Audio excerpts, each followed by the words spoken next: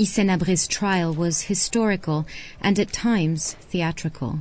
At his opening hearing, he refused to enter the courtroom. Soldiers had to drag him in. 26 years ago, he was one of the most powerful men on the continent, leading a strong army and a country that both respected and feared him. During his time in power, it's estimated 40,000 people were killed and 200,000 arrested. When we dug a hole, we would put 2 bodies inside. Here, 2 more bodies. On the other side, the same thing, 2 bodies. Ousmane was a prisoner during Habre's rule. This plain was a mass grave.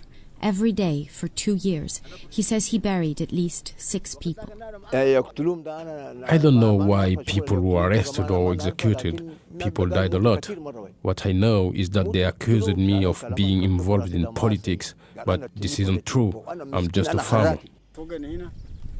Anyone who was suspected of being an opponent could be arrested. Those who took up arms against the regime, like this man, were executed. Djibril says over 100 rebels were tied up and shot here before his eyes. He played dead and managed to escape. A few years later, the bodies of the 149 war prisoners were dug out of this soil.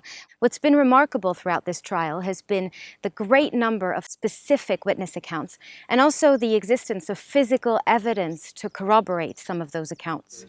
Thousands of files on the regime's prisoners were found and used in the trial.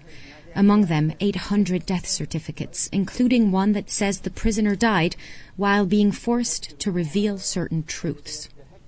The ordeal of the sticks was one of the techniques used to reveal certain truths. It consists in tying 2 sticks together around the victim's head, often inflicting lasting brain damage.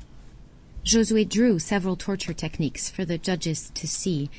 He was a victim himself. When I look at these drawings, it's like I'm experiencing the events again. I feel it in my bones.